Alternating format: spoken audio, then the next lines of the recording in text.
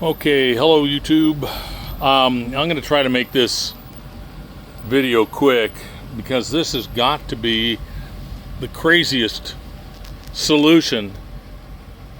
And I've been working on cars for 40 or 50 years. You can hear the fan just came on in my car, the cooling fan. But the car's running perfectly. But, you know, I got this idea from you guys on YouTube. And even the people who gave this solution said, this is crazy. Why in the world would this work? But one guy, he replaced his PCU, and it's pretty easy to get out, but he replaced it. But before he put it back in, he ran the car with it just sort of out. I mean, those four big plugs that plug into it, and the car ran great. Then he put it back in, bolted it where it's supposed to be, and the car wouldn't start, wouldn't run. Okay, now, then I found another video where the guy had the exact same solution. And so I was in the process of sending my PCU in to have it changed. I was going to have the TCM replaced. I mean, those were like $500.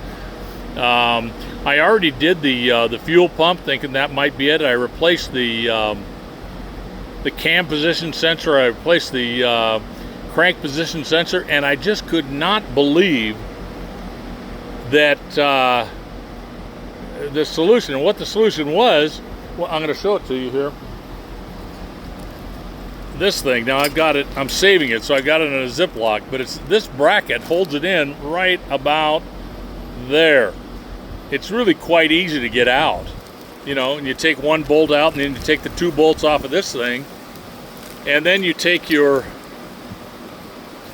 computer with the plugs on it, and you have to snake it back in and you just stick it down in there. Then what I did was I took some, I didn't want it to short out against anything, and I knew that nylon Ziplocs would probably break. So what I used was just wire for, household wire, solid core wire, and so it wouldn't rattle. I just wired it, stuck it back in there, and I can't believe it. It works.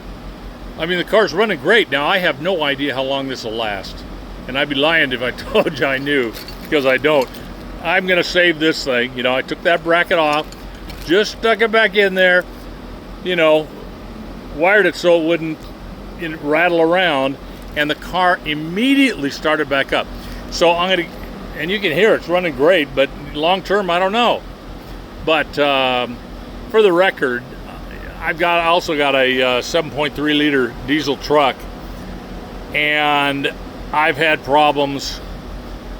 It's in the wiring on that thing where, you go from one area to the next in those big bundles of wires, and the wires break. Now, I tried to do my test on this. I tried to reach down in there while it was running and mess with the wires and see if I could get it to, falter or miss, and it didn't. It just worked. So when I stuck the computer down in there, wired it up, but no bracket, car worked great. So I hate to do a video like this because it sounds so Mickey Mouse, but there's something wrong with bolting it up, and my opinion, it's probably a wire, probably a loose wire somewhere down in those bundles. But if this works, well, car's 20 years old. I'll keep driving it. I'm a little bit reluctant to take it out on the freeway. By the way, earlier this morning, it quit on the freeway. It quit, and that's after I had changed the cam position sensor, the crank position sensor, the fuel pump. I mean, I changed so many things. It came up and it ran, and then I'm driving it down the freeway and it quit. So I had to have it towed back home. Anyway, I hope this helps, guys. This is the most Mickey Mouse video you're going to hear today, but it worked for me.